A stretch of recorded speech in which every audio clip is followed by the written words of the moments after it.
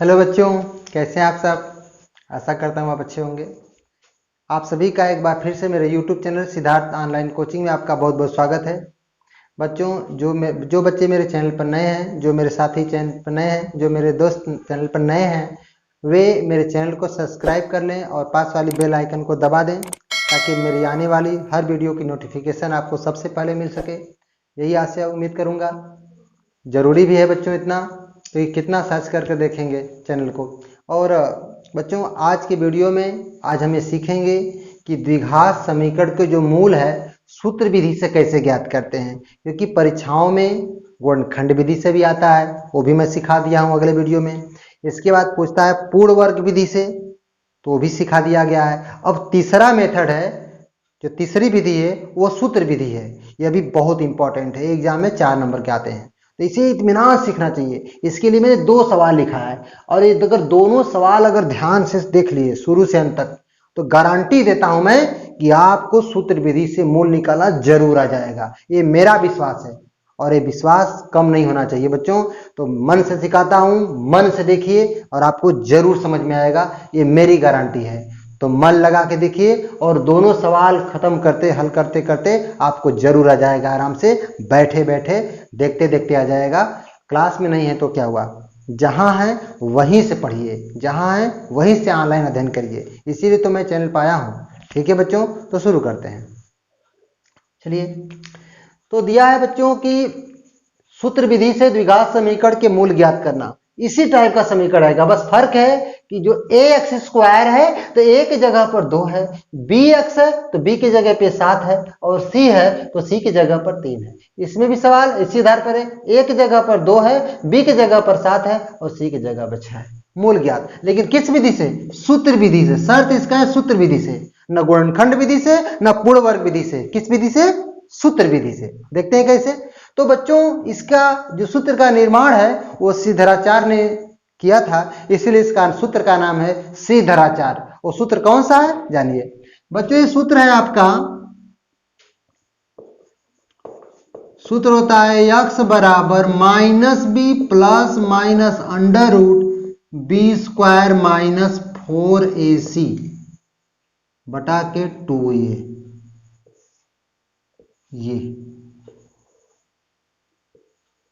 ये आपका सूत्र है। इसी सूत्र से हमें लगाना है बच्चों। ये जो सूत्र है ना, मैं इसका निगमन भी कर सकता हूं, मैं उसकी उत्पत्ति भी कर सकता हूं कि कैसे बना है, लेकिन इसकी उत्पत्ति हम अगले वीडियो में करूंगा मैं।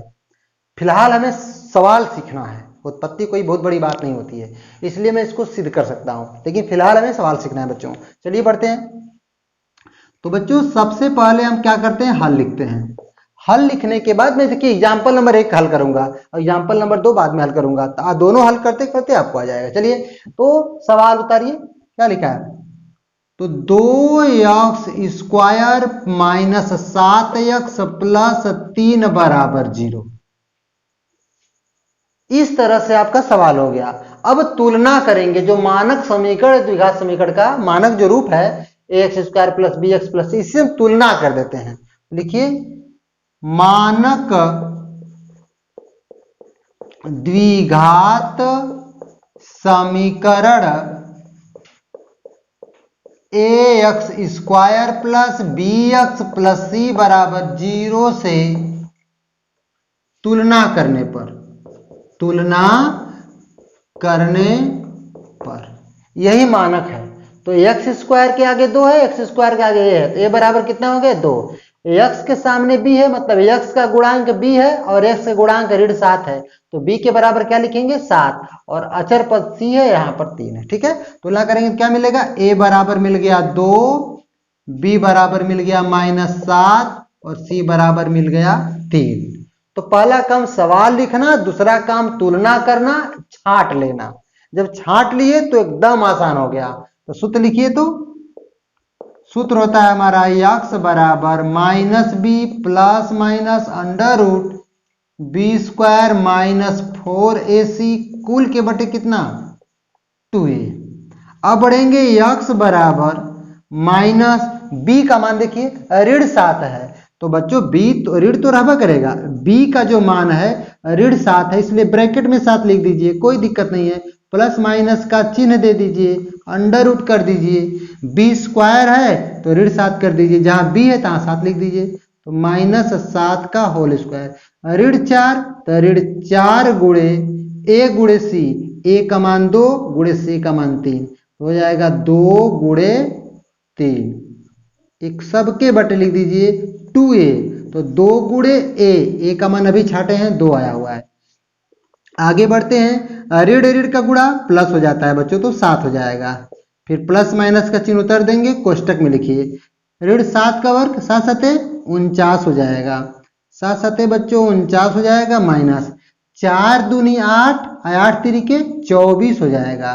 कुल के बटे कितना होगा, 2 दूनी के 4 होगा। और बढ़ते हैं आगे, 7 प्लस माइनस अंडर रूट 49 में 24 घटाएंगे तो कितना बचेगा, 25 बटे कितना आ गया 4। और आगे बढ़िए तो यक्स बराबर कितना हो जाएगा, 7 प्लस माइनस 5, 25 का वर्गमूल 5 बटे कितना आएगा 4। अब देखिए 7 प्लस माइनस 5 आ रहा है बटे 4, यानी दो दो चिन्ह आ रहे हैं, एक बार धन चिन्ह आ रहा है, एक बार ऋण चिन्ह आ रहा है। इसीलिए हम कहते हैं कि एक बार धन चिन्ह लेने पर, एक बार ऋण चिन्ह लेने पर। देखिए तो लिखेंगे, जगह नहीं था इसलिए यहां लगा दे रहे हैं, धन चिन्ह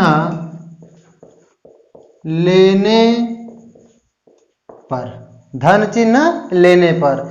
तो अब लिखेंगे 7 धन 5 बटे 4, ये ऋण नहीं लिखेंगे, लिखिए यक्स बराबर 7 धन 5 बटे 4, तो 7 में 5 जोड़ेंगे तो 12 बटे 4, 4 3 12, कितना आया 3।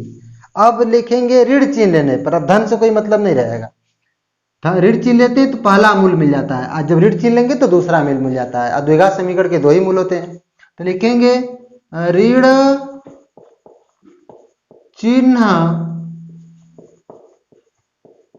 लेने पर, तो यक्स बराबर, अब लिखेंगे 7 ऋण 5, 7 ऋण 5 बटे 4, तो 7 में से 5 घटेगा तो 2 बचेगा, बटे कितना है 4। काटिए कि दोनों कटे तो 2 से कट जाएगा, 2 के 2, 2 दूनी के 4, 2 से दोनों कट जा रहे हैं, 2 के 2, 2 दूनी के 4 आया बच्चों 1 बटा के 2। परीक्षा में ऐसे नहीं छोड़ना चाहिए, नंबर नहीं मिलता, कम नंबर मिलता है, मूल्यांकन नहीं होता है ठीक से। तो कैसे लिखते हैं परीक्षा में, लिखते हैं अतः यक्स बराबर, पहला उत्तर कितना था 3 और दूसरा कितना था 1 बटे 2, ऐसे करके आंसर देंगे तो एग्जामिनर जान जाता है कि लड़के ने एकदम विधिवत लगाया है। ठीक है बच्चों, अब एग्जाम्पल नंबर बच्चों क्लियर हो गया, एग्जाम्पल नंबर 1 क्लियर हो गया। अब आते हैं एग्जाम्पल नंबर 2 पर।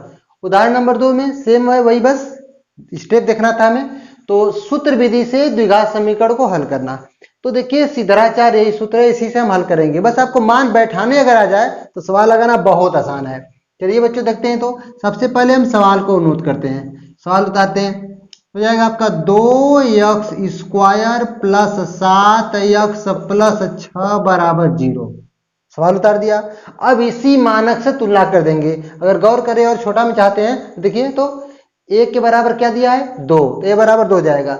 b की जगह पर क्या दिया है 7 और c की जगह पर क्या दिया है 6, तो कर सकते हैं, इस तरह से भी कर सकते हैं। तो a बराबर कितना हुआ 2, b बराबर कितना हुआ 7, c बराबर कितना हुआ 6, बैठा दिया। अब सूत्र लिखते हैं, सूत्र क्या है आपका, सूत्र है x बराबर minus b plus minus under root b square minus 4ac, सबके बटे कितना जाएगा 2a। बढ़िए x बराबर माइनस b का मान क्या है 7 है, तो 7 लिख दीजिए, plus minus under root b square, b की जगह पर 7 का होल स्क्वायर माइनस 4ac, तो 4 गुणे a गुणे c, a का मान 2 c का मान 6, हो जाएगा 2 गुणे 6, सबके बटे क्या रहेगा 2a, तो 2a, a का मान कितना है बच्चों 2 है, तो हम 2 लिख देंगे। तो हमने ये मानों को देख देख करके, जहां a था तहां 2 लिखा गया है, जहां b था तहां 7 लिखा गया है, और जहां पर c था वहां पर कितना लिखा गया है 6 लिखा गया है। बस मानों को बैठा दिया गया है, अब इत्मीनान से हल करना है। तो कैसे हल करेंगे, तो x बराबर ऋण 7 प्लस माइनस अंडर रूट 7 का वर्ग 49 हो जाएगा माइनस 4 दूनी 8, 8 छक्का 48 हो जाएगा बच्चों। अब क्या बचेगा, 4 दूनी 8 छक्का 48, 2 दूनी के 4 हो गया। फिर आगे बढ़िए, -7 प्लस माइनस अंडर रूट 49 में से 48 घटेगा 1, और सबके बटे क्या लिखेंगे 4। बच्चों 1 का वर्गमूल 1 होता है, इसलिए कड़ी में से 1 निकल जाएगा। तो x बराबर कितना हो गया, -7 प्लस माइनस 1 बटे 4। जैसा कि आपने देखा कि एक के आगे धन और ऋण चिन्ह दोनों आए हुए हैं, इसलिए एक बार लिखेंगे धन चिन्ह लेने पर तो पहला मूल मिलेगा, फिर लिखेंगे ऋण चिन्ह लेने पर दूसरा मूल मिलेगा। चलते हैं, धन चिन्ह लेने पर, धन चिन्ह लेने पर जब धन चिन्ह लेंगे तो लिखिए x बराबर, अब यहां जगह नहीं था, x बराबर क्या, ऋण 7 धन 1, ऋण 7 धन 1 बटे 4। तो ऋण 7 में से घटवा तो ऋण 6 बटे 4। ऐसी गिनती चुनिए जो दोनों में कट जाए, दोनों काट दे तो 2 है। देखिए 2 दूनी के 4 और 2 टाइम 6, इसलिए 2 दूनी के 4 और 2 टाइम 6 कितना आया, -3 बटे 2। तो आपका एक मूल आ गया। अब लिखेंगे ऋण चिन्ह लेने पर, जब ऋण लेंगे तो धन को तब नहीं लिखेंगे, तब लिखेंगे ऋण 7 और ऋण 1 लिखेंगे, धन की बात खत्म हो जाती है। तो लिखेंगे ऋण चिन्ह लेने पर, तो ऋण चिन्ह लेने पर देखिए तो कितना हुआ, x बराबर -7 माइनस 1 बटे के 4। कितना हुआ बच्चों, तो ऋण 7 में ऋण 1 जोड़ देते हैं। जब दोनों गिनती में ऋण हो तो दोनों को जोड़ दिया जाता है और चिन्ह ऋण ही लिखा जाता है। इसीलिए हम लोग, चूंकि 7 भी ऋण है और 1 भी ऋण है, जब गिनती दोनों ऋण हो तो दोनों को जोड़ दीजिए, ऋण ही चिन्ह लिखिए। तो ऋण 7 में ऋण 1 जोड़ेंगे तो ऋण 8 हो जाएगा बटे 4 हो जाएगा। तो x बराबर 4 एकम 4, 4 दूनी के 8, -2 आ गया। तो अतः कितना हुआ बच्चों, x बराबर एक आया है -3 बटे 2 और दूसरा मूल आया है -2। तो ये आपका आंसर हो गया। बच्चों आपने एक खास बात देखा होगा कि यही सवाल थी, इसी सवाल को कहा गया था पूर्ववर्ग विधि से हल कीजिए, उस समय भी उतना ही उत्तर आया था। इसी सवाल को अगर मैं सूत्र विधि से लगा रहा हूं तो भी उत्तर उतना ही आ रहा है। अर्थात बच्चों चाहे सवाल को आप गुणनखंड विधि से लगाइए, चाहे पूर्ववर्ग विधि से लगाइए, चाहे सूत्र विधि से लगाइए, आंसर पर कोई फर्क नहीं पड़ता, बस विधियां अलग अलग हैं। बच्चों अब हमारा इंट्रोडक्शन टू भी कंप्लीट हो गया। अब सीधा सीधा अब मिलेंगे एक्सरसाइज 4.1 में, और इत्मीनान से अब सवाल सीखेंगे। अब हमने रूल सीख लिया है और पूरे उसी जोश से, उसी उत्साह से, उसी प्रेम से, उसी प्रेम भाव से पढ़ाएंगे अगले वीडियो में बच्चों। तब तक के लिए धन्यवाद।